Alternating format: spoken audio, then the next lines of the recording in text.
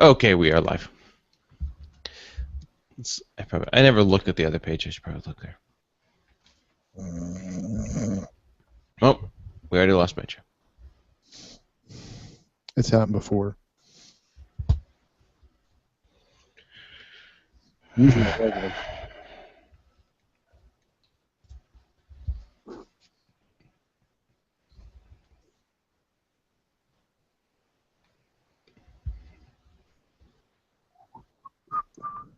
All right. I'm ready when you guys are. Hey, did you hear what I knew this Amish couple, they got divorced.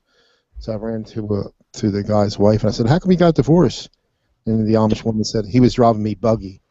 You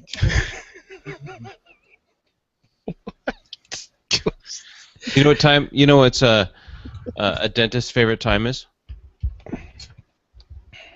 No. 2:30. Oh. Mm. All right, yeah. But don't say that joke too loud because sometimes they'll get down in the mouth. Oh, yeah. I do love me some wordplay. Why did the whale swim across the ocean? Because he could. I don't know. Why? To get to the other tide. That one's actually kind of cute. It's not as cute as my orange head joke, but Oh, boy. I get a lot of these jokes from my boss. So. all right. Are you ready? Yep. Hey everybody, welcome to Geeksters. Let me start over again. Wow, I totally just smacked my microphone. Hey everybody, welcome to Geeksters episode 156. This is a show where we're going to talk about all things geeky. If it's got a computer in it, at some point we're going to talk about it. My name is Martin Obando. I'm one of the hosts here on Geeksters. Joining me today, we got Tim, the man, Bauermeister, Mitch, the master of all disguises, Heyman. Hey guys, what's the haps? Hello. That was my best intro ever. Well, being the master of disguise, he could be anybody, but and yet he chooses himself, and so I appreciate that. Unless it's somebody else that's the master of disguises, disguised as Mitch. We'll never know. It's a mind bender.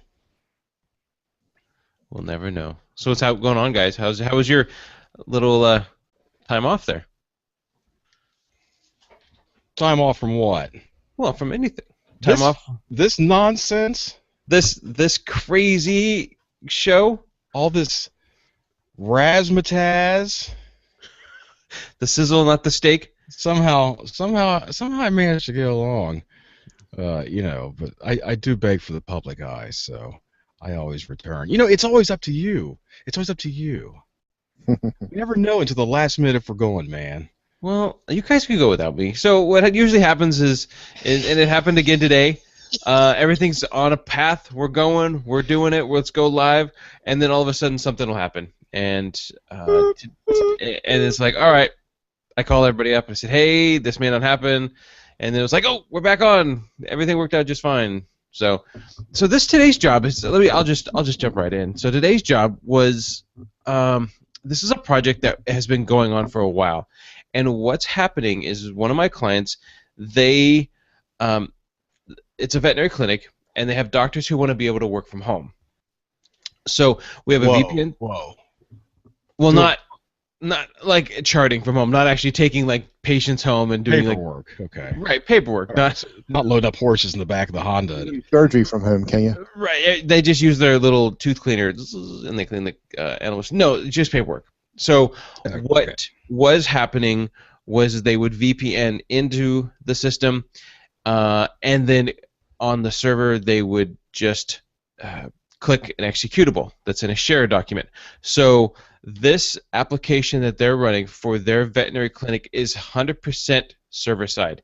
There's not an installation on the local desktop, nothing. It's actually just an executable that points to the data on the server, which means that everything has to be rendered on the local machine.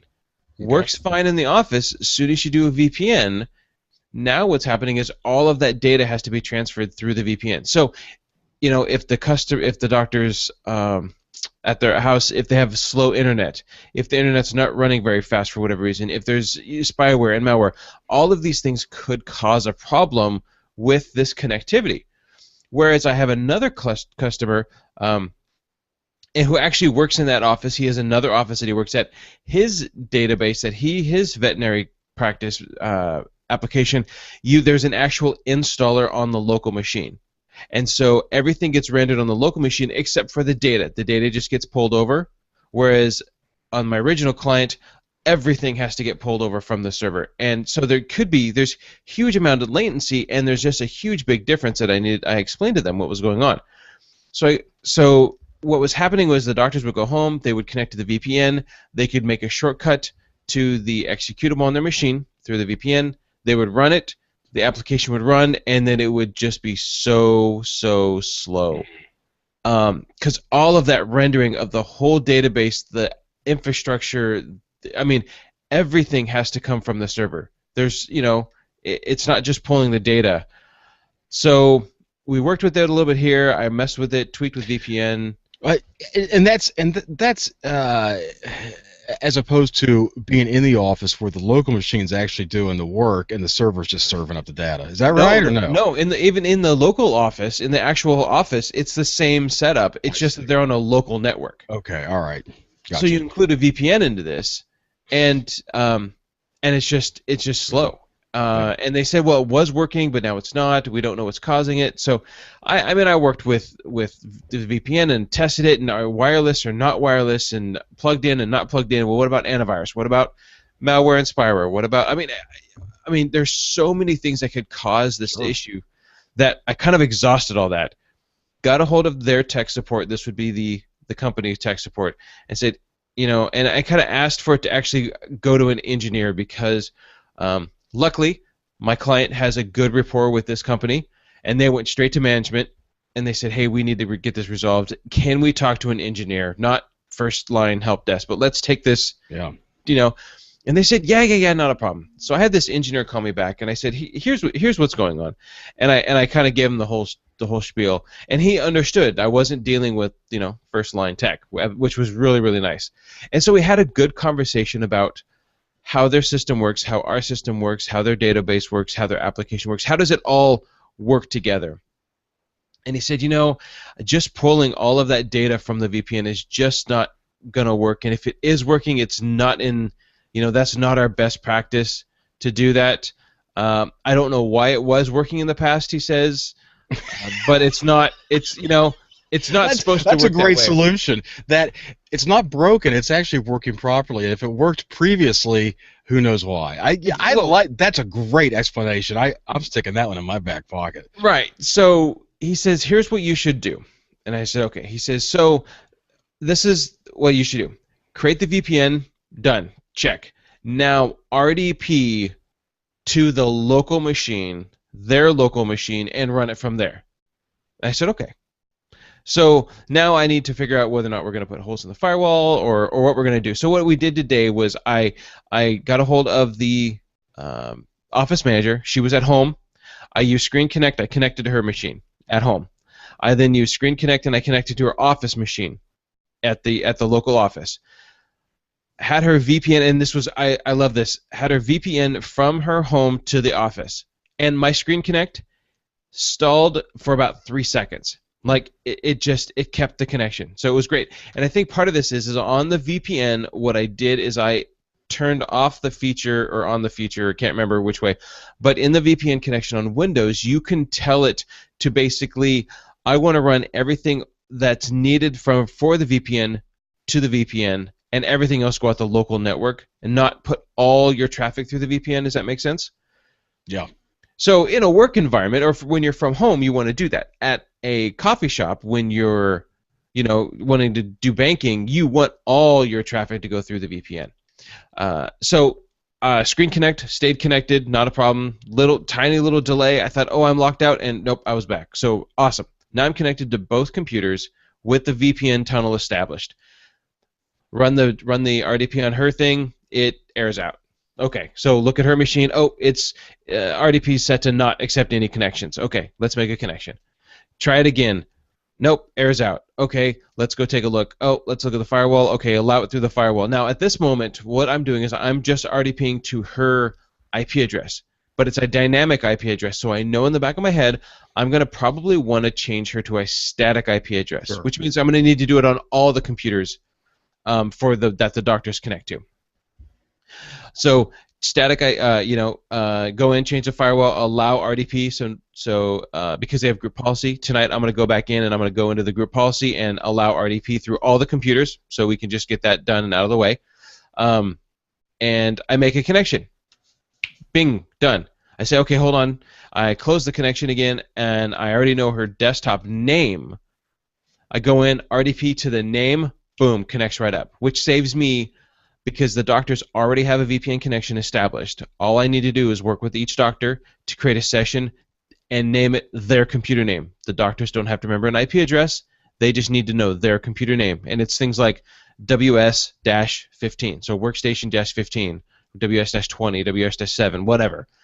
And it works great. So she jumps in, she runs the application, and she starts flying through the screens, and it's bang, bang, bang, bang, bang. Everything's so much faster. And she says, if this works, before we started this, she says, if this works, I get to work from home tomorrow. And it was great. Nice. This has been a problem that we've been fighting for like 4 months because the VPN was working, and I would make a tweak with it, but then I don't know how to work the application. So I'd have to wait for staff or somebody to become available to do it. And then when that doesn't happen, then we wait. You know what I mean? Or I'll send them an email to follow up. I don't hear anything for a week. So I think we've got it down now. They can VPN in. They can get, and what's nice though is because we already have the VPN established, I don't have to change any. I don't have to do any port forwarding on the router, which means I don't have to open up RDP ports, and I would have to create a RDP session on every single machine, right? Maybe even changing the listening port, which causes huge, so there's just this could cause a lot of work. But now the VPN's already established, and all they can do is they could just VPN right using the name. So I don't have to touch any machine. It's already ready to go. Any changes I need to make, like the firewall policy, I can push down from the group policy. Wow, nice, man. Good deal. And so this was the big deal you were going to get into tonight instead of doing the show, and it was like just kind of click, and then that was it, right? It took maybe 15 minutes. Wow, look at this guy. And so that's the, it could have been, I had no idea what I was getting into. I knew what needed to be done, but there was 13 different ways it could have gone, and I was gonna have to go through each one of them to figure out which one was the best one. And it was just, that's why I said I don't think this is gonna go very well, because I couldn't figure out when I talked to you guys earlier. I didn't know. Usually people say that. Usually other people say that to me. Well, and I didn't know when she was going to leave, because she called me up and says, this is what's going on. I said, I have this short amount of time, and she says, okay, I'll try to leave and get home. Let me call Barrowmeister, but I don't know how long it's going to be. Oh, man, one look, and they're like, oh, this isn't going to go well. Yeah. I benefit from low expectations. Well, I did switch last week. Speaking of low expectations, moving right along. Well, this is a great. Speaking of low expectations, oh my gosh, he actually segued that. Cast. Wow, this guy is masterful job. Master switcher. I was running Comcast, and it was so, the speeds were fine when I was connected, but it felt like it was just dropping. And dropping. Like everything would work, and all of a sudden the wireless would just stop. All internet traffic would just stop. Oh, okay. And then everything would buffer, and then it would move on. And it would work fine, and then everything would buffer, and then move on. So I was able to get a hold of Fios, scheduled an appointment. They came out last Friday, and they hooked me up. So my speed is the same. Instead of getting 100 down and 10 up with Comcast, I now have 100. So I gained on my upload speed. It's the same amount of money. I was able to take my router, because I bought a cable modem, and resell it to a friend who has Comcast who was tired of their router because it wasn't working right. I sold him mine, and then put a new wireless in at their house, so they're excited for that. But I'm back up and running. it's stable. Like I said, maybe not as fast. Like my speed test is just a little bit slower, but it's much more stable. So. Wow. And Tim, are you taking notes on a typewriter, Tim?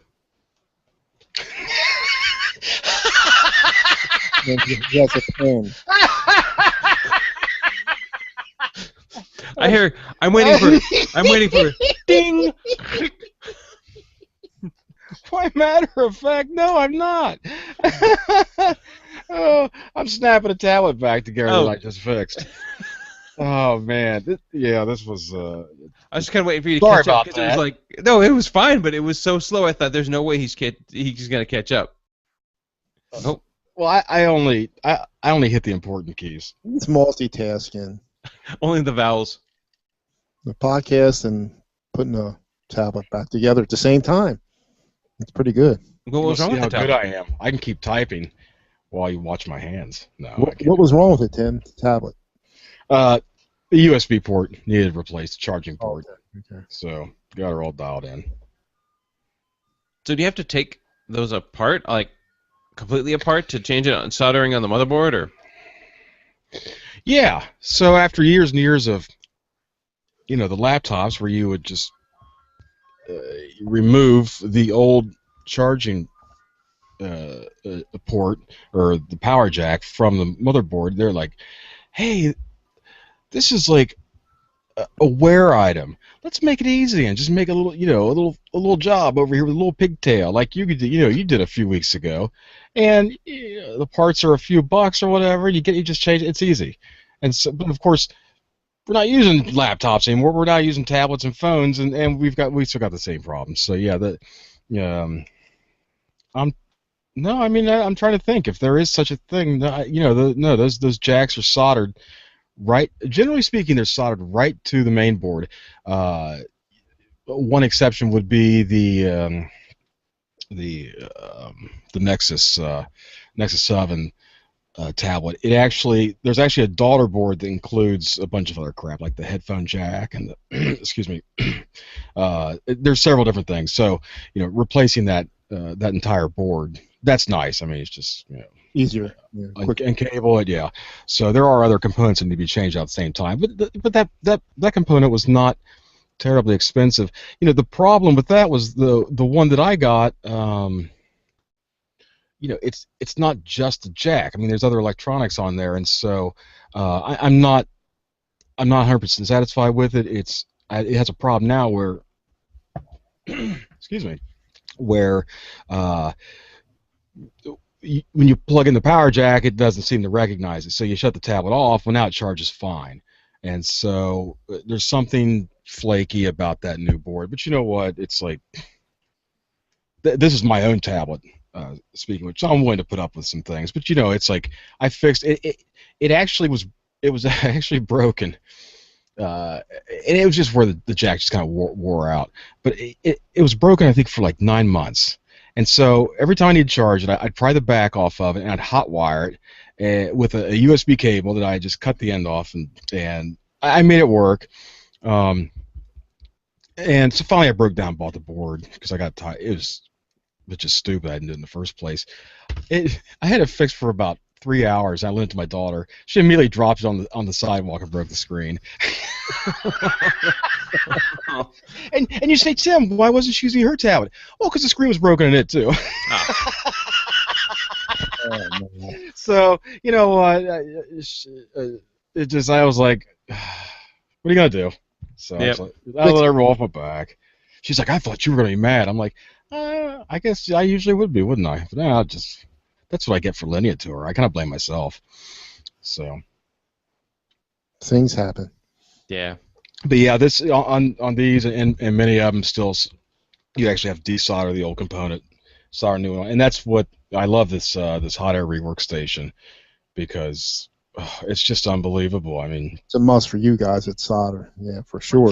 for doing that job, I can't believe that I fought it for as long as I did with an iron. I mean, this thing, it has all these different tips, and you can adjust the nozzle, the amount, or how wide a stream of hot air it's blowing out. You can adjust the the fan so that you actually adjust like the volume of air it's blowing out, and then you adjust the temperature. And so I mean it's like within 1 degree up and down. So you're adjusting this thing, and so to be able to have that kind of control, because there's so many. And this one particular, it's an older Samsung, but on this one and many of them, there's so many surface mounted components all around there that you can try and make. I always try and tape a little bit of aluminum. I take aluminum foil and I fold over a few times, and I kind of mask off the area. But still, I mean, sometimes you get a good bit of heat out in there, and I'll peel that aluminum foil back, and I'll find some of those little surface mount components kind of floated around a little bit. It's like, oh gosh, now I gotta put those back where they go. But geez, it's just you get it nice and hot, flux everything up real good. You get it nice and hot, and then once that solder's melted, you just lift the old one off, lift the new one back on, and just make sure it's set real good. And if you're lucky, that's it. It really is a fantastic device. So. We're doing some instructional videos, Tim. Oh, there's so many good ones on the internet. I mean, I watched it. No, you know what?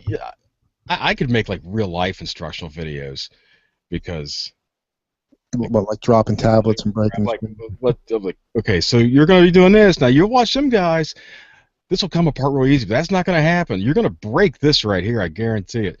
And then I'll break it in the video. So that's what you're going to do, and you can't avoid it. So just deal with it. Edit. But the real no. I mean, it'd be real. The real Tim Kelly. Yeah. He has some good stuff up there. I don't know if you watched it. Watch some of his. He's got some excellent videos up there. You know what? I haven't in a while. I'll tell you who I've been digging on recently is old Wilbur Bear. He's had.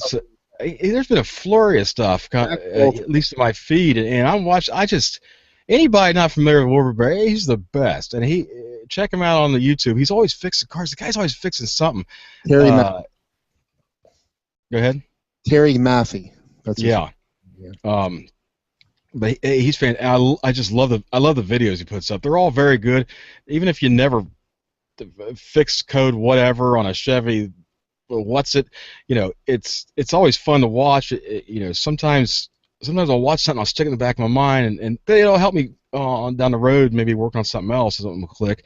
But I just love the way he explains things. I love listening to him. It's just kind of like hanging out underneath shade tree with your buddy, work on the car and have a couple beers. So I really, really enjoy. I love you, Wilbur Bear. I love your videos, man. Keep them coming. Good guy. Yeah. Android real fast. With this Android system WebView update, I was having problems with my phone. My wife was having problems with her tablet. That's what it was, the WebView update. And I took it off, and I mean, what I was experiencing, apps were just crazy. When I would open up 3 different apps, and it happened all of a sudden. So I doing research. So I read about that. So I took it off, and it's working fine. But I see they have an update, which was updated on the 5th. That's today, isn't it? So maybe it will work right now. But it's used for like other apps to view web content, and it's got some security fixes in there. So I might try to put it back on. But my wife's tablet, it's still buggy as heck. I did a factory reset and took that WebView thing off of hers. It's just really, really, and it's everybody's recommended don't put 5.0 or Lollipop on that. So I might wind up rooting it and try to maybe putting either KitKat or Jelly Bean back on. Or just you mean on her her particular device? There's an issue with Lollipop. Yeah, I mean, if you Google, everybody's having problems with. Okay. Well, if you do what did it come with? Jelly Bean. Well, can't you if you do a factory reset? Does it just head back to Jelly? It does. No, it's going to do it right back to what I have on it now, which is Jelly Bean. I mean, I'm sorry, Lollipop. See, so that's all right. So I wasn't sure what would happen there. No, it won't do it because it wipes it. It's got. Oh, okay. I didn't know how it. Okay, all right, got it. Put different ones on there, which I might do. But I was thinking about, like Lollipop, I think it's made for newer hardware. This thing's almost 2.5, 3 years old now. Oh, definitely do that. You should just run a CyanogenMod mod. It's similar to what it came with. Yeah. Some Jelly Bean. but she was like kind of mad at me for putting it on. So, well, sorry. Well, what are you gonna do? I mean, it's like I not update things. I always update everything, even on my. Yeah. But But you know what? If it's like 2-3 years old, that this technology in these devices, it grows so rapidly. It's kind of like the PCs and the laptops that we have in the early days of Windows, where if you're going to the next stage of Windows, it's like, well, you can't possibly do it on this hardware, and we really got away from that. I've had Windows 7 running on for years on a laptop that came with XP, the Media Center edition, and it's been perfectly serviceable. So it was always nice that when Windows kind of got to the point where it was after Vista, it was willing to deal with whatever hardware you were going to put it on. And we're kind of seeing that with these devices that they become so much more powerful so quickly that it's nice to get these updates that can take advantage of those features. But you know what? You start updating these things that are a couple years old, and it's no good. Yeah. Actually, I've been looking at the Samsung Galaxy 8 Tab A 8-inch. It's got some good reviews. It's like $230. I'm just thinking about surprising her for that for Mother's Day. That's okay. She's not going to watch, so she won't know. Well, you know what? I mean, these older devices that if the software came with it keeps upgrading and you can't run it, just do what we did with the PCs. Just run Linux on it. Well, wait, I guess we can't do that. Android kind of like Linux? I don't know. Well, just put that Windows 10 on there to be fine. Actually, the Tab A8, it does have Lollipop on there, and it's the reviews I'm looking at. It's good. So newer hardware. Well, it should be. Yeah. It should be. Speaking of Linux. Yeah. The Linux. Yes. Northwest Linux Fest. I just served up a segue. Feel free to run with it. Yeah. Sorry, I didn't realize you. Read your web cartoons. Too much of that? I was. Linux Fest Northwest Linux Fest. Sorry. So that was not last weekend. It was the weekend before. So Cody Cooper came into town Thursday, and then him and I took Cody with me to one computer job. And then, which was fine, just a real quick, nothing too fancy. I actually had to come back to fix that one, and then off we went to pick up Door, and then we went out to lunch, and just hung out. Then I had softball practice that night, so Cody and Door came with me, and during softball practice is when Josh and his son came in from Idaho, and so they showed up at softball practice, so we all hung around for a little bit, and then we went out to get some food.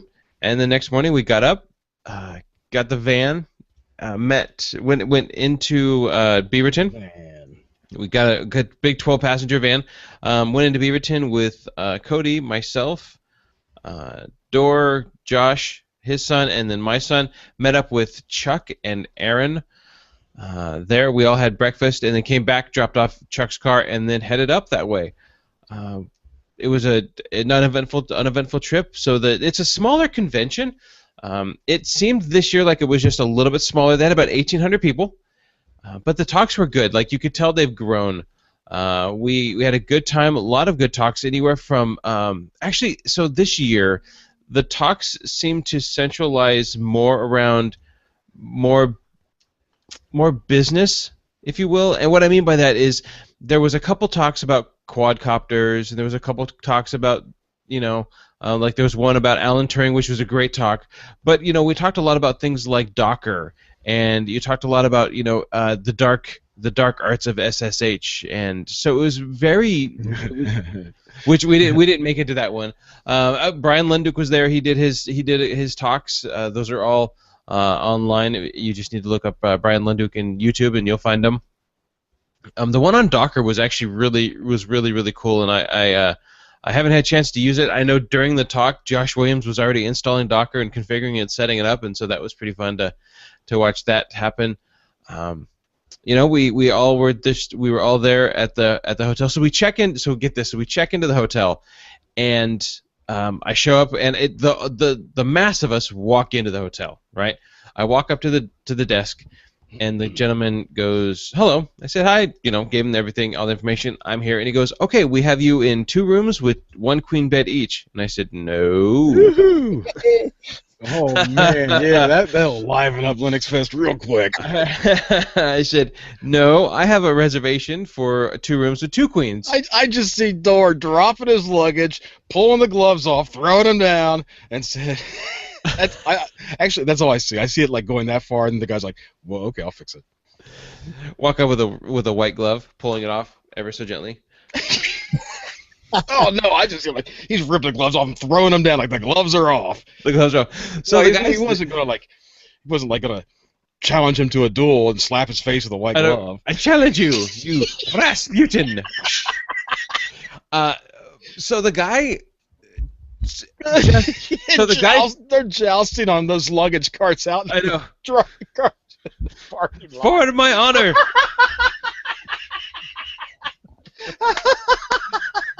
No, it was actually even better.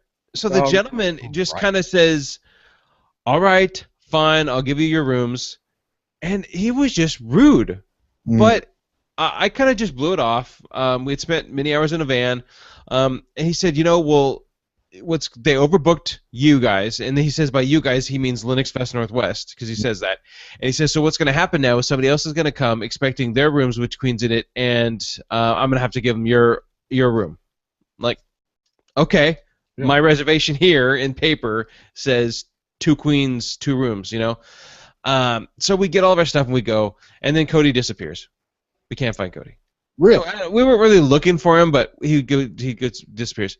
Then he comes back in, and he goes, "Here you go," and he hands me a $50 Visa card and a $50 gift card to a very nice seafood restaurant in town. I said, "What's this?" He goes, "Well, here's the thing. Some of the language he was using towards you was not very proper and not appropriate at all. And it wasn't necessarily that he was being rude. He was just the way he was kind of giving me a guilt trip."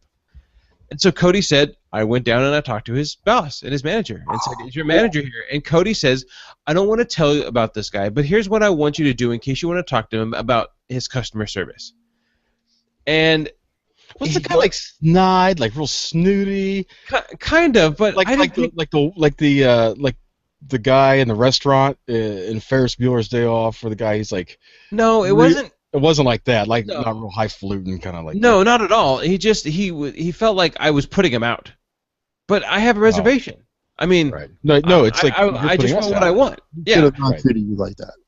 Right, and so Cody went and talked to him, and so Cody comes back with this stuff, and he goes, "I talked to the manager. This is what I told him," and the manager says, "Well, thank you for coming and letting me know because we've had issues like this in the past with him." Yeah. So that would have been Friday night. So Saturday night, we all went out to. So we go to this restaurant called Anthony's on the Harbor in Bellingham. Oh, so good, so very tasty. John Hesh and his wife came and joined us, and Dave Whitman from Scappoose here in my area came and joined us.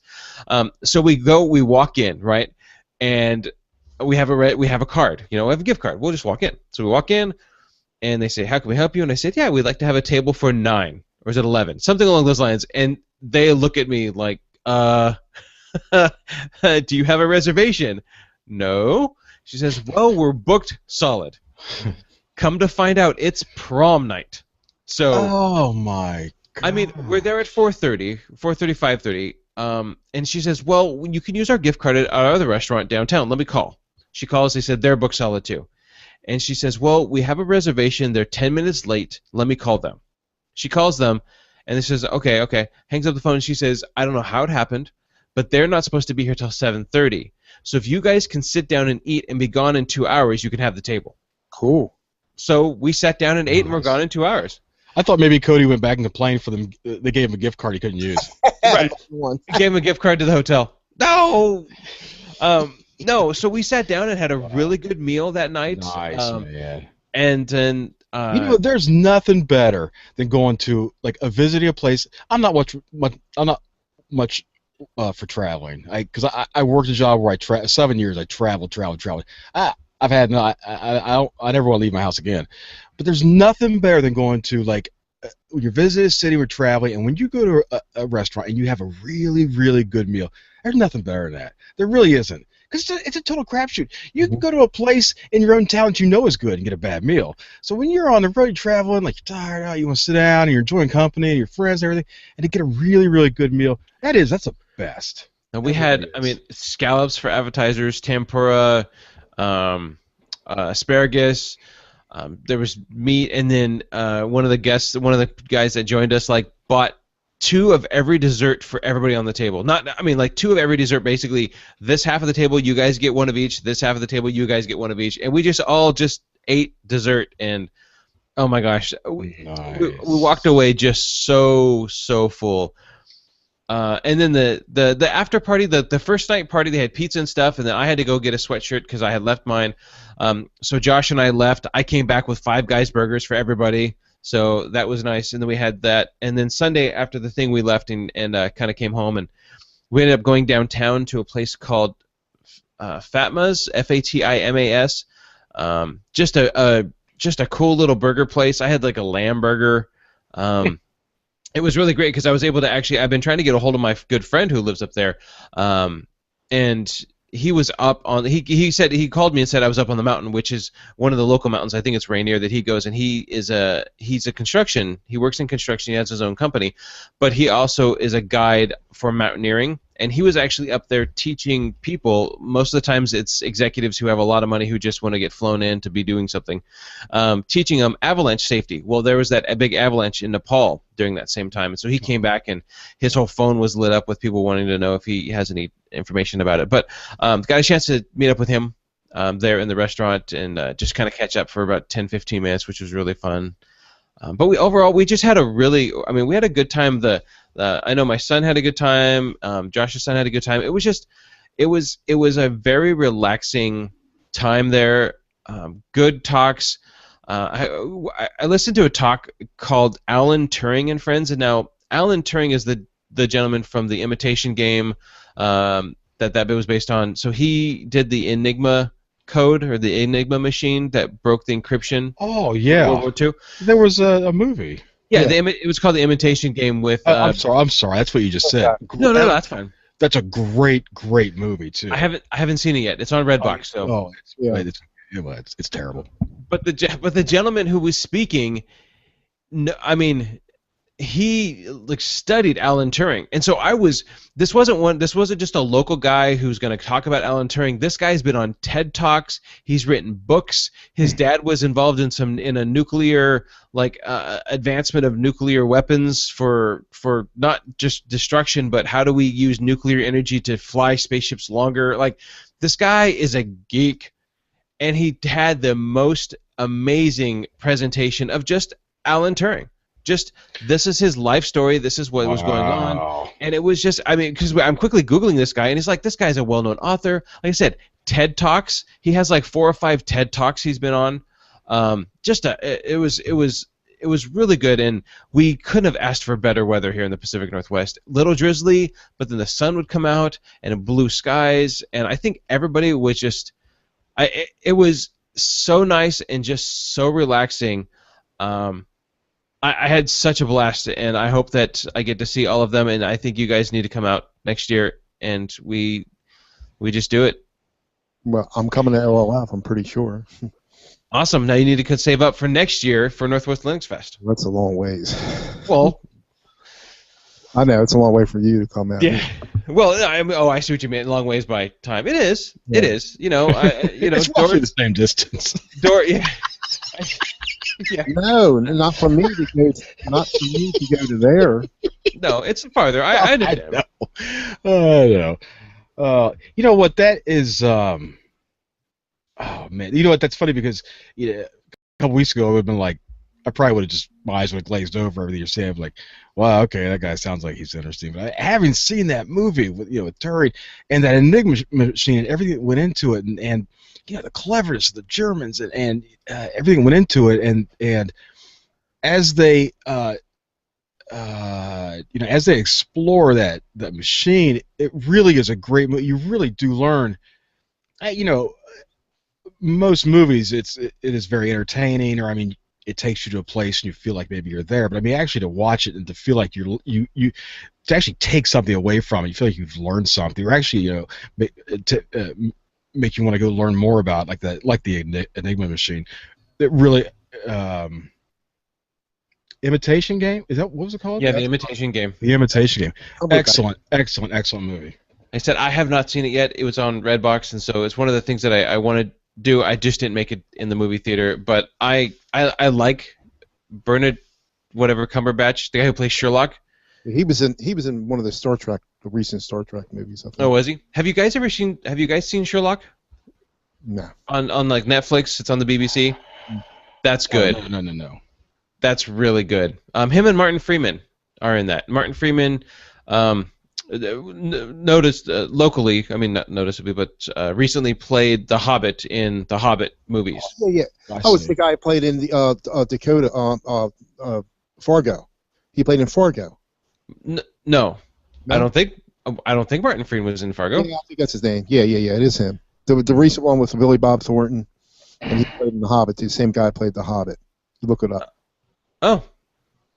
I think Morgan Freeman was in Fargo. No.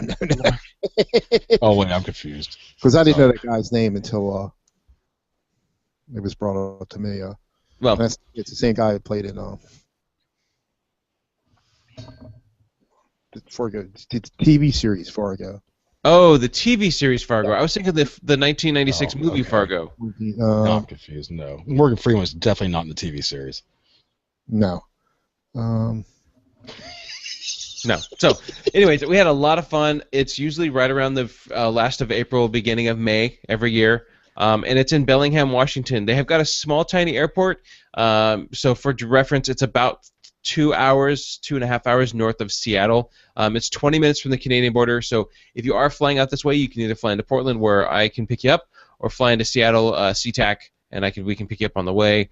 But trying to fly in there, it's pretty small. It's a small airport. My friend who lives there, whenever they need to fly anywhere big, they actually go into Vancouver and fly out that way. Just because it's so much more efficient. Sure. But yeah, well, that's fantastic. Did Dor speak? Dor did not speak. No. This year was just he got to be a it was just Podnuts didn't have a table. We didn't speak. It was just we were just there, kind of absorbing it and being there. And some talks were good and some talks were super dry. But they're not. But that's for me. Not other people probably loved a lot of the talks that I thought were dry. But everybody was really good. Who was the keynote speaker there? There was no. See, that's the thing. There is no keynote speaker. There's just sessions. There's not like one big keynote speaker. John Mandog Hall wasn't there, was he? No, he was not. He was there last year, but I think he just put on a class. I don't think they've ever had a keynote speaker in the last couple times I was there. Mm-hmm. So it was like Podnuts incognito mode. Mm-hmm. Yeah, well, except we were wearing Podnuts hats and shirts and. Right. Not quite. We ran around chanting Podnuts. No, I'm just kidding. But what's cool about it, people they know you from Podnuts. I remember right. On the left there was a kid in the elevator. Right. No, there was some people there who were like, "Oh, hey," and kind of recognized us. And that was. Well, you guys had like your chest painted. We did. D-O-D. Yeah, we all stood in a row. Door's a big Z.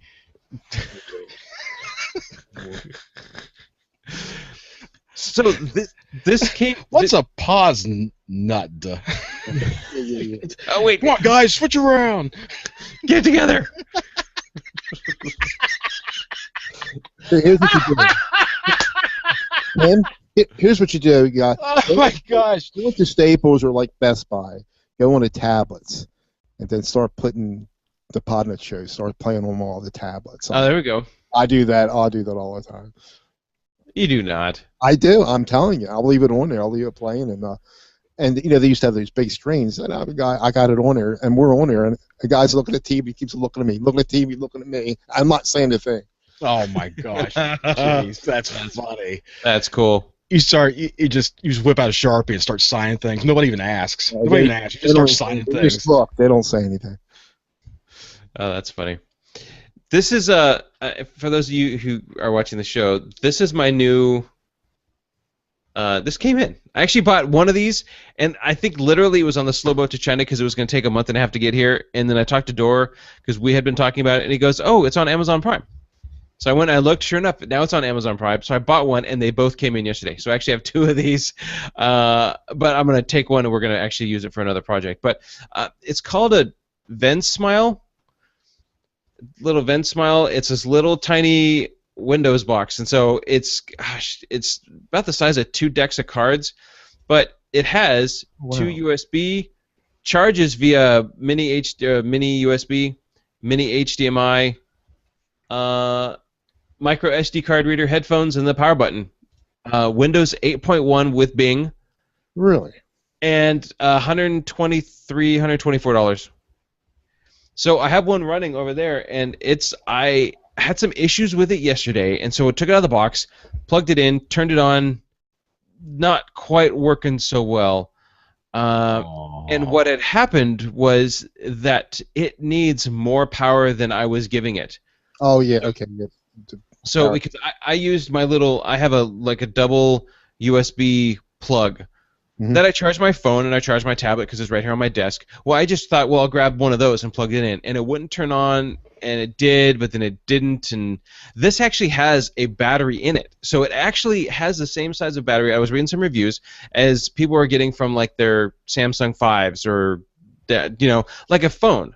Right. So this one over here I actually unplugged about 2 hours ago, and it's still just chugging away. So it actually has a battery in it, which is cool. So I wasn't giving it enough charge. Once I got it charged up, it actually is running quite well. It's pretty fast. The specs on the one I got is it has the resolution. It has mini HDMI, so it comes with a mini HDMI or micro HDMI to HDMI cable. I had to take mine and so to get mine to work on my TV, my my monitor over here, I'm running mini HDMI to HDMI to a coupler that has female HDMI, and then HDMI to VGA, and then a VGA cable out to my monitor. You lost me. I know. Anyways, yeah, you don't have I make all kinds of crap like that. Whatever makes it, you plug stuff. Right. It's like, hey, it's like Legos. It works. Yeah. Right. So 1920 by 1080 resolution. This has 2 gigs of RAM. This is a 32 gigabyte box. Windows 8. Actually, mine is 8.1 on it. So some of the specs that they're actually showing on this aren't right. It has Wi-Fi, ABGNN. Yeah. Micro SD card, micro USB, 2 USB, 1 mini HDMI, and then a 5-volt 2-amp adapter, which is just essentially just the, How plug much? for your phone. 125. And what was nice, because it's with Bing, I don't know if this is because it's with Bing, this is my first Windows 8 machine I've ever owned. When it booted up, I didn't have to create a Microsoft account. It didn't even want me to create a Microsoft account. I was able to log in locally. Mm-hmm. And do all my Windows updates. So that is really good because I don't want to create a Microsoft. Yeah, I don't create. I don't know why that makes me laugh. I don't either. That thing, it's just it's like it's bigger than a phone, smaller than a tablet. You plug it in, it does all this crazy crap, and it's like, wow, look at it go. Oh, Windows updates. Okay, I'm back. I'm in a familiar place. Yeah. I mean, here's my so for people looking at, here's my Samsung Galaxy S5 compared to with the case on it compared to this box. And it's incredibly small. I mean, for everything that's inside there, it sounds like it's probably just going to melt down inside from heat. But it is amazingly small. So what are the dimensions? It says, let's see what it has for dimensions. So 5.83 is these are inches. So 5.83 long, 3.11 wide, and 0.36 inches high. So it's super tiny. I'm going to take one to... Yeah, a third of an inch thick. Right. It's fanless. There's no vents on it. There's nothing on this. So I'm probably going to use one here at my home. and it's probably going to be on my monitoring station. I'll probably get another TV or something and put it up above me. But now I have a Windows 8 box, so when people say, hey, how do I do this in Windows 8? I was like, oh, I don't know. Let me look. And then I have a client who actually needs two of them for a project, and I think these are 30 or 3,000 milliamp batteries. I think that is. I want to say that's what I did see it in the specs. I think there's a 3 and a 7. So it like I said, I opened it up last night, and it was a little rough, but I got it up and running, and everything was fine. I mean, this is the box it comes in. I've had a phone that's comes in a bigger box. Yeah. It looks like a box that you would get a laptop battery or laptop charger shipped in. That's what it looks like to me. Yeah. Yeah. Did you post that link, Martin? I haven't. I will put the name in. I don't. Everywhere I go, it kind of shows up something differently, but it's spelled VENSMILE, like Ven Smile, and it's an IPC 002 Wintel Mini PC. So I'll have a link in the show. I'll have the name of it in the show notes. I can give you my. You can just Google that in Amazon, and it comes up. Some of them are not the same. It's weird. Like every one of them is just a little bit different. And I went to a couple places that have reviews. Some of the people say it's okay. Some people say it's good. Okay. I love the fact that it actually has a battery in it, so you can charge it up, take it, use it for a display for some sort of something. Like I said, this one's running over here without a battery, and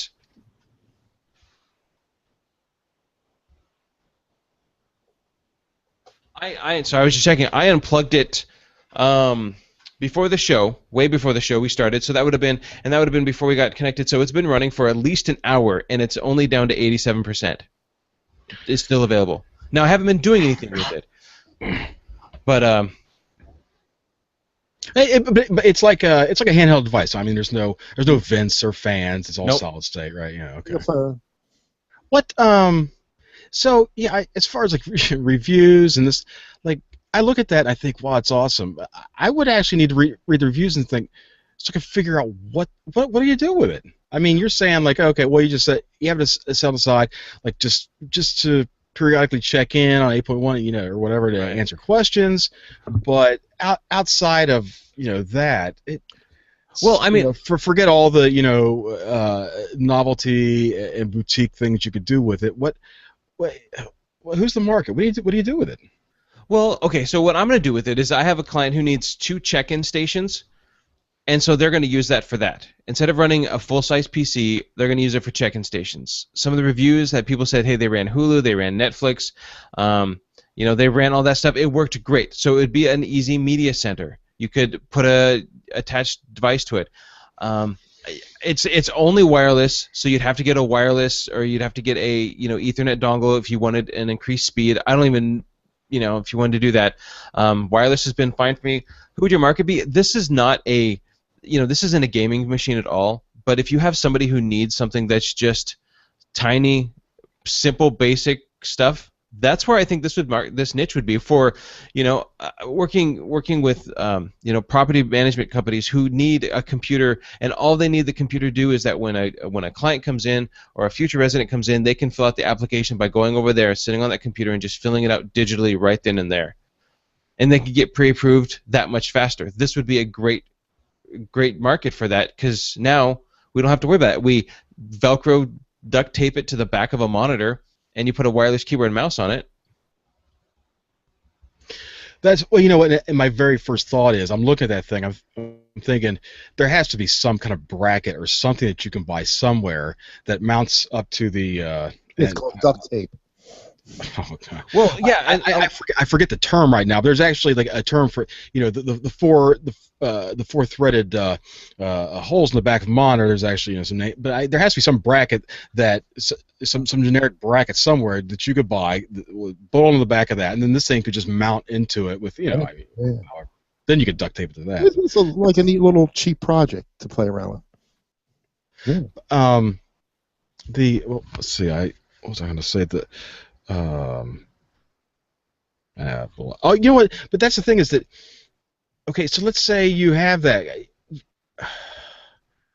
I see you could maybe like take that out in the field, or you have it with you, but you whip it out, you still.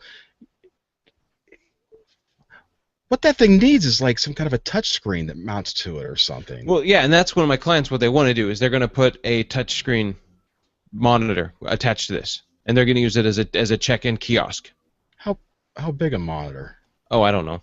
Oh, okay, yeah. See, I was imagining something like about the size of the device, or maybe a little. Oh bit no! bigger Oh, than I tablet see what you're size. saying. You know, Well, I guess you could do that. Well, somebody somewhere should sell something like that could. Well, I don't know. It seems complicated now, but hey, of course, I guess you could just buy a tablet too.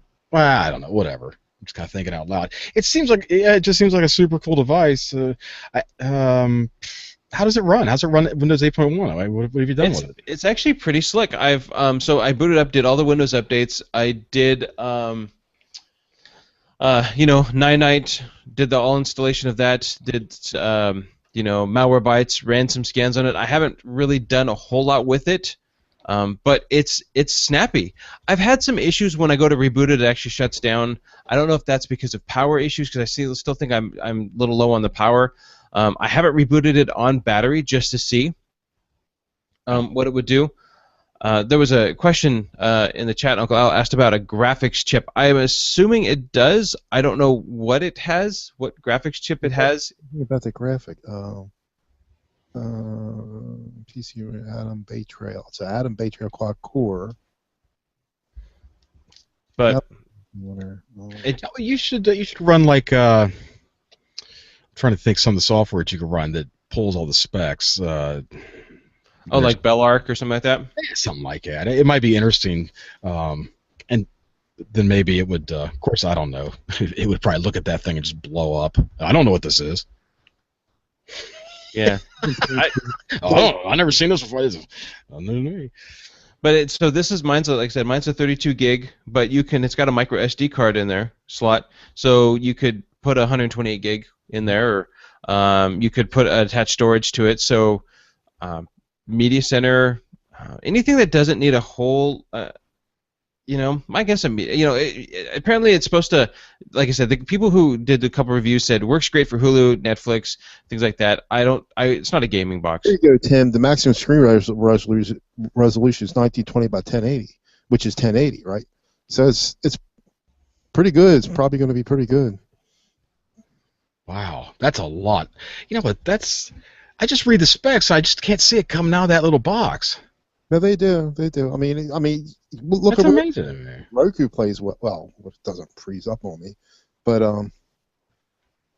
yeah, it's got that Intel CPU, and they're all on their processor now, their graphics. So, Mark, could you say it again? Because I didn't quite follow. You were having power issues. It didn't have enough power. I don't know what exactly was the issue. Well, I had does it just plug in the wall and that's it, or what? It does, but it plugs in and it charges and plugs in, gets its power from micro USB. So the same one that would plug into your phone. Yeah. That's how it plugs in, charges. And so I was plugging in not directly to the adapter that it came with. It came with, of course, its own plug into the 12-volt adapter. I was using mine, which was a double that I was charging both my laptop or my tablet and my phone. And it would start, and then it would just not get anywhere, and then it would be a blank screen. And so I thought, and so I went round and round with this. Finally plugged it in the right way. It came up, started booting, and now it's been good. Like I said, I had a couple issues rebooting this one that I'm working on over here, but that could be it was probably just me because I may have rebooted it remotely and stuff. Okay. Yeah, I follow. It was trying to run, it was trying to charge the battery, and it was already who knows if that adapter even was going to provide enough current alone, but then we split it in half. And so you have 12 now, Martin? I do, because I ordered, because my original plan was the first one that I ordered was going to it took a month to get here. Actually, it was supposed to be delivered at the end of this month, so it was going to take a month. And then when I talked to Door, it was there was one on Prime. So I bought one on Prime with the planning on sending the other one back, but they're working so well that I may because it's working so well, it's going to be my recommendation for my client to switch over to these. So we're going to have to get another one because I want to hold one for myself to have a Windows 8 machine. I'll buy the one from you. Wow. You're going to use it. It's a dirty little laugh.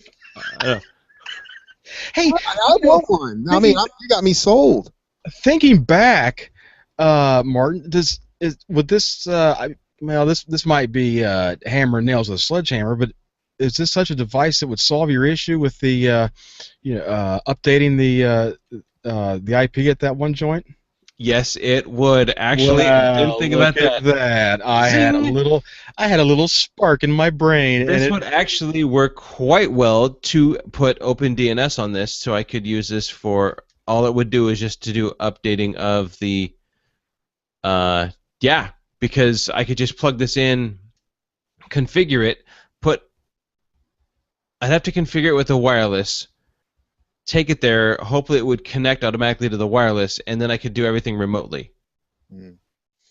But yeah, this could be a possibility, and it's fanless, so I can stick it in the closet and not have to worry about ventilation. I can just shove it somewhere, as long as it has power. Yeah. Why, yes, this could work for that reason. For that good point, Tim. Oh, I thought you'd already figured all that out. I had not actually. I didn't even think about Oh that my until gosh, about halfway look at through your that. sentence. I thought, I know where he's going with this. Wow. That doesn't happen very often. You know what? My day's over. That's it. It's probably, I'm only allowed so many reasonable thoughts in a day. That's well, anyway, that's one of those things that I'll hang back and I will very much enjoy what the community does with those things because there's a lot of potential there. And I tell you what, again,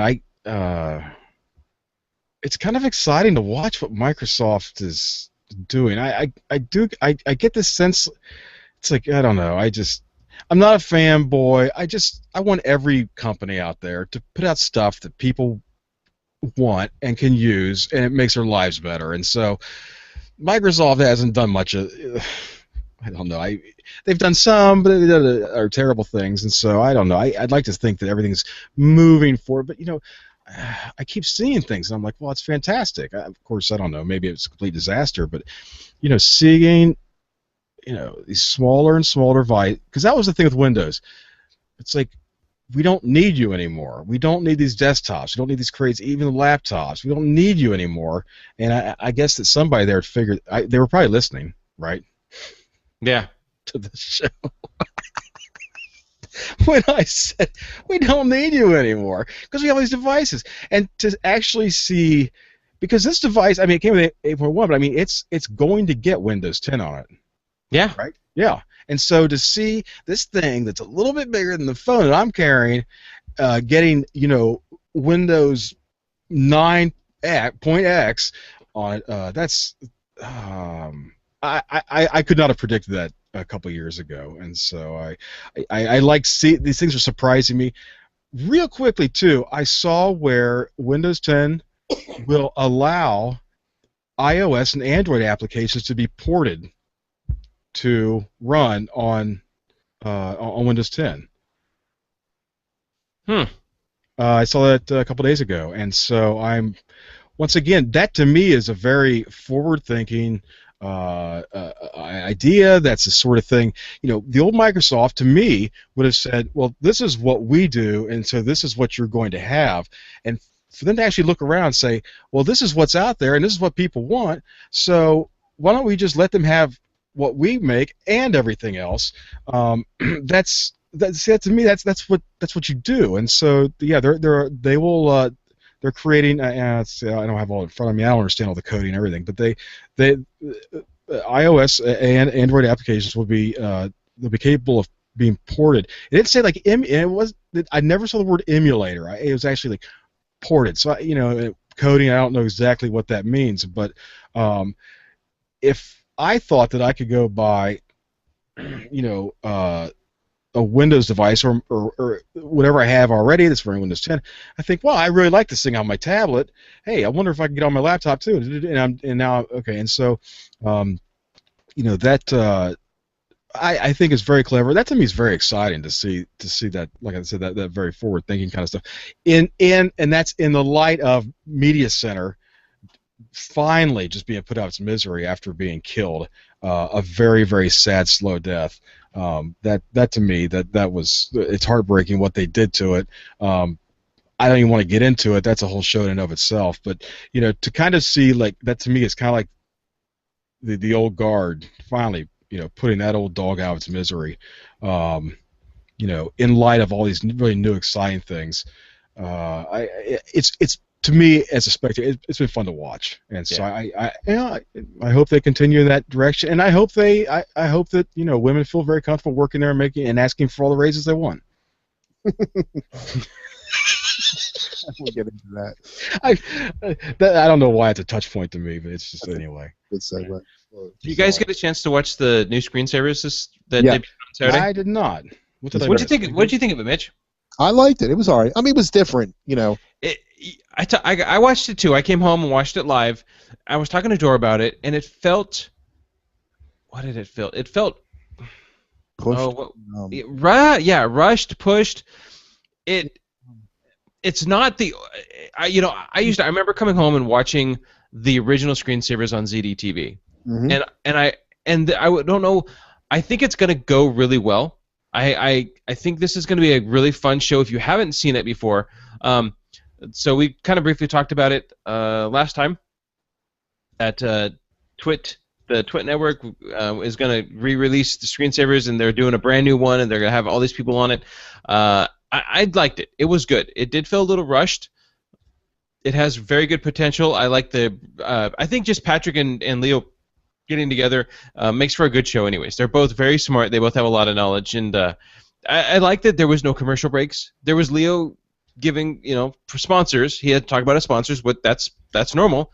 Yeah. But it could go as long or as short as it wanted to go, and I really liked it. Mm-hmm.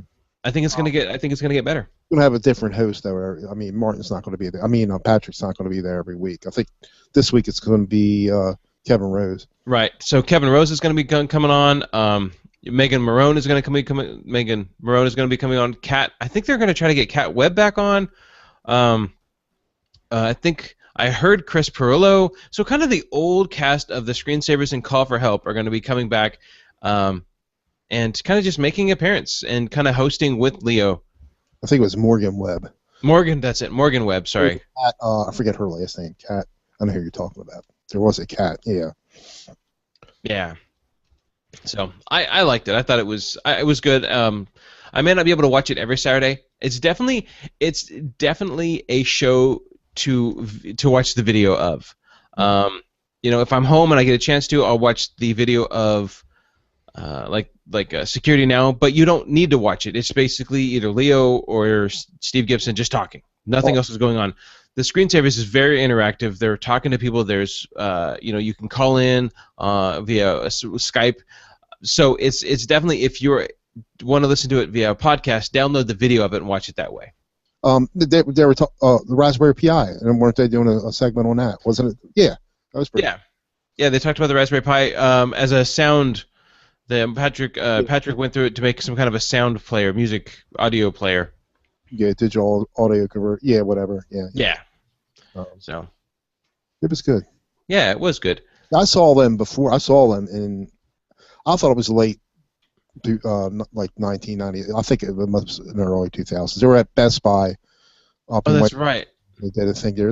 He was hawking his book, and it was a huge line. We went in there, but we didn't wait in line. But we saw him. Huge line. We should do a show from Best Buy. Yeah, I'm sure they'll lock us up. That's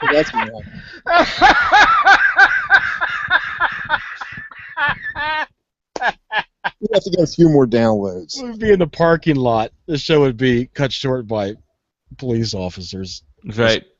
Away. We get in our Podnuts van and Dor would be rolling away in the van, and Dor would be lifting his shirt with a big Z on it. He's like, Podnuts! How I got into Podnuts was listening to listen to Leo Port when Steve Cherubino called in. He talked about his about Podnuts. That's how I got into it. Yeah. He podcast bombed him. Oh, I don't know about that, but Steve, he just kind of showed up. Steve met him. He was at the cottage. Steve, so he got the old cottage, and he got a little video from his iPhone, him and Leo. Like he was kind of interviewing Leo for like a minute. Oh, that's cool.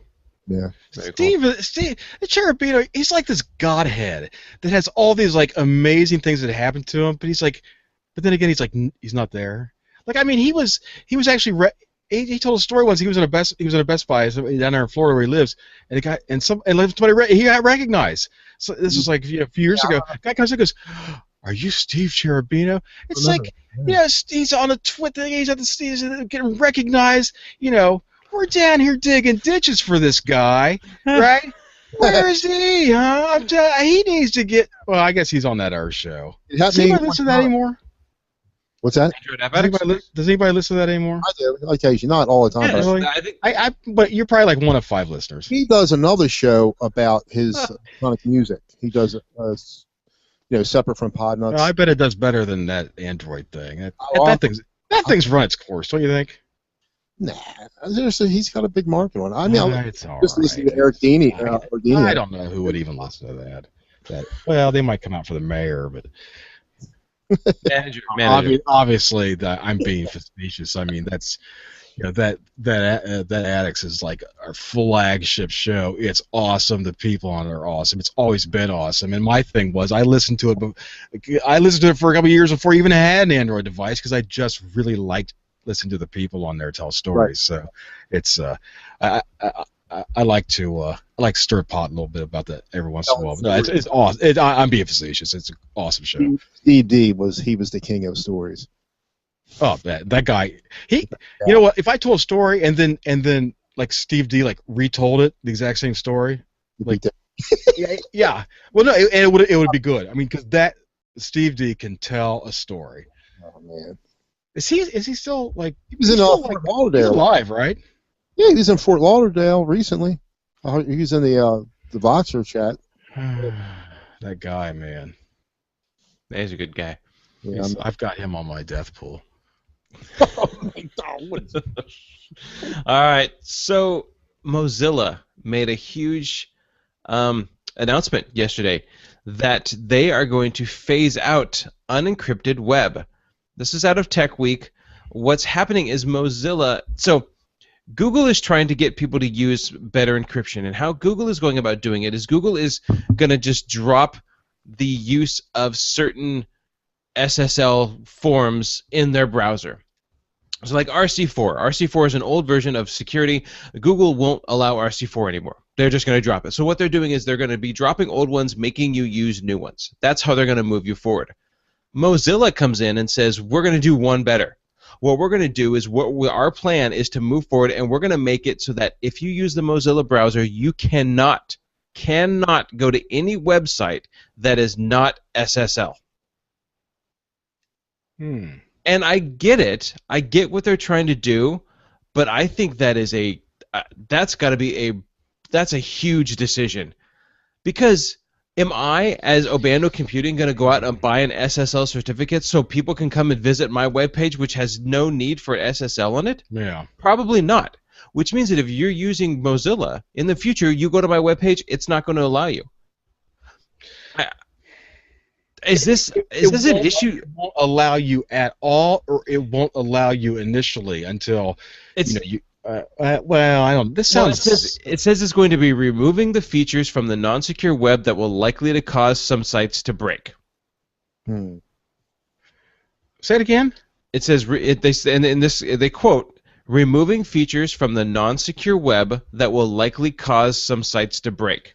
So you can still go to it, but it won't contain the bits that expose you to to security exploits. That's what it sounds like. It sounds like a disaster. It sounds like a disaster initially that may actually be what the web needs to get moved out of this horrible Wild West that we're in. That's the other side of the coin, is that this may be exactly what you said. This may be something that it's fine. If everybody's going to drag their feet for so long, then we're going to kick you in the pants and get you moving. Because the web's a disaster. Oh, of course it is. But nobody.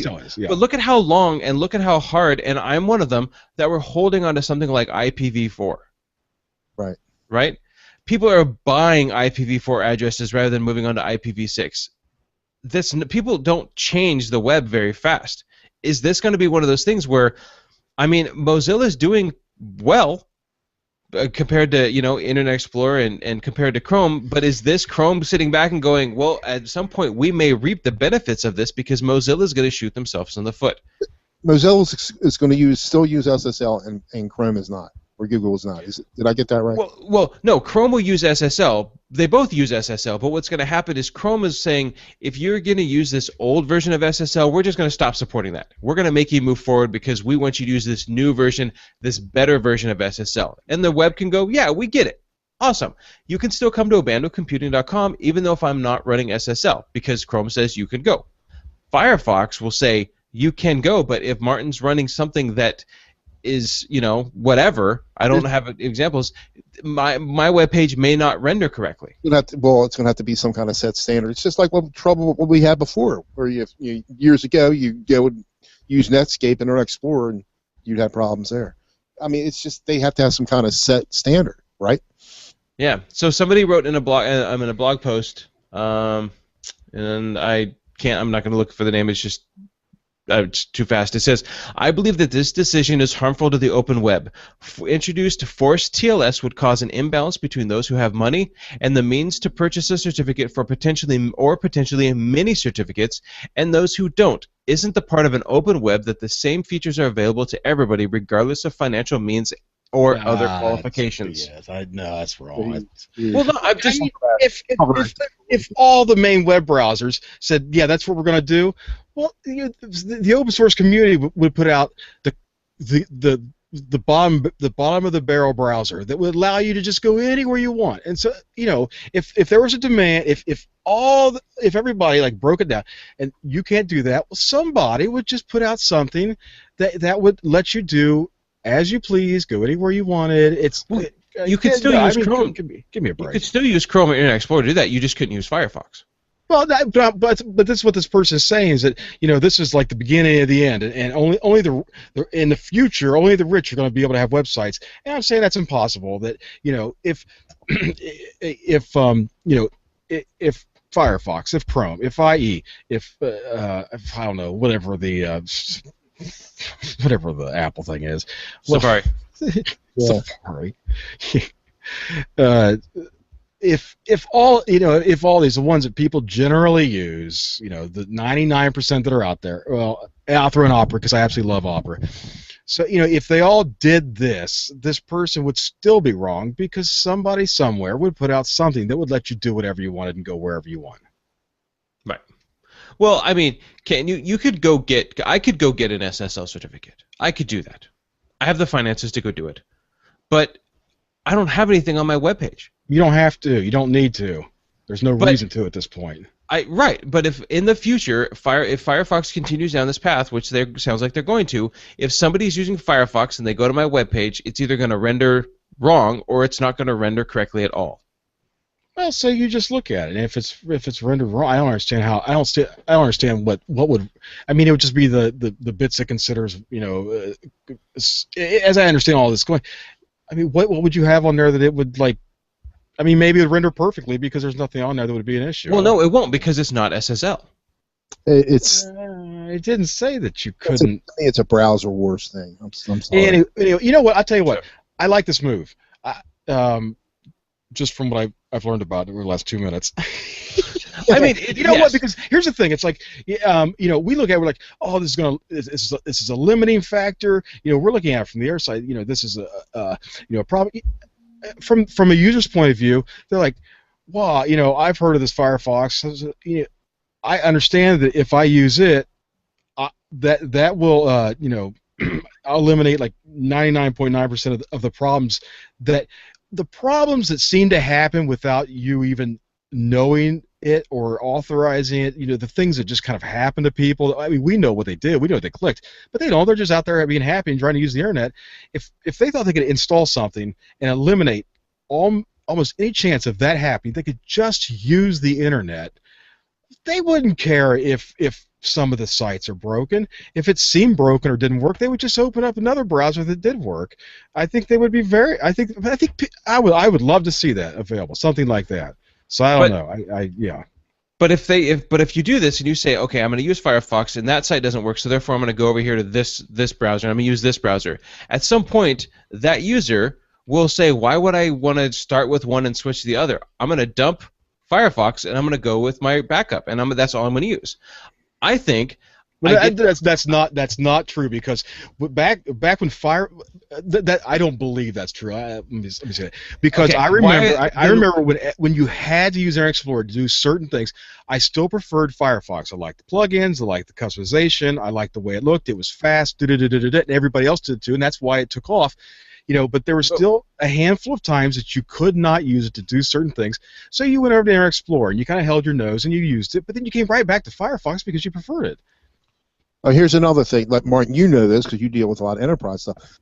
A lot of things only work in Internet Explorer, at least in the past. You couldn't use Chrome. You couldn't use Firefox. Am I right? Right. Is it still like that? Well, it's still, yeah, there's still some features. I mean, I get the point, and I think overall, this is a move to make people move forward, and I think that the web needs to be more secure. Tim, you called it the Wild Wild West, and it is. Mm-hmm.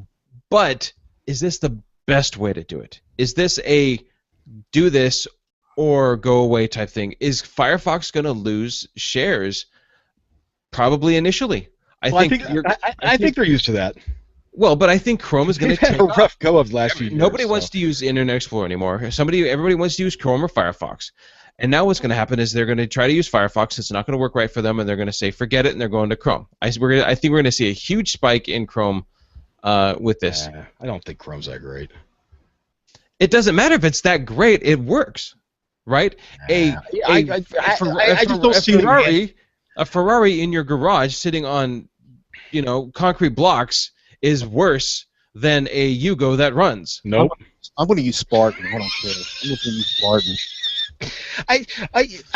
I don't see them making something that, like, here, it's safe, it's broken and doesn't work. I mean, it's like the Ferrari is a great car because you'll never be in a car wreck with it because it doesn't go anywhere. I don't see them I don't see Mozilla put a product out that's safe because it's broken or doesn't work.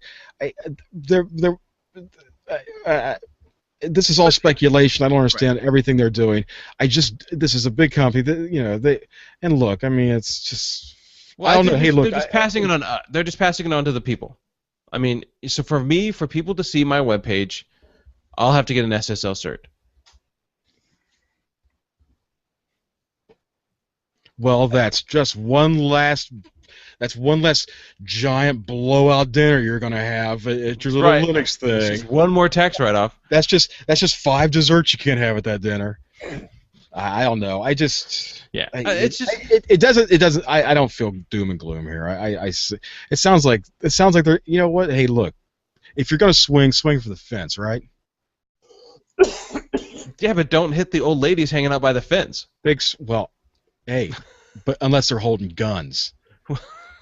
Oh, great. Anyway, they carry them big purses. You don't know what's in there. You're right. I don't know. Well, one thing, we're not going to have any giveaway to Baltimore City, that's for sure. Okay, moving on.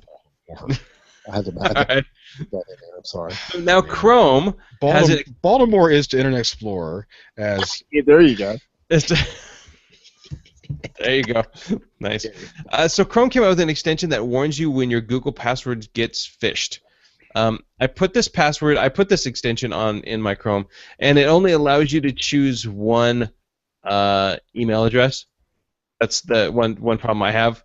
So I just put one in, but it doesn't allow me to do my other ones. And what I mean by that is if you're hosted with, so say you have a Gmail account and you have a business that's being hosted by Google, you can only put one in there because generally speaking, you're signed on to one Chrome account.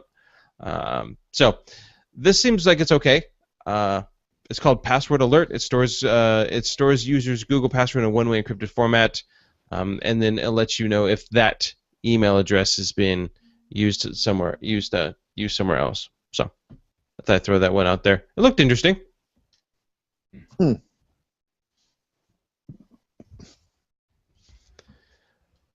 SpinRite came across this one.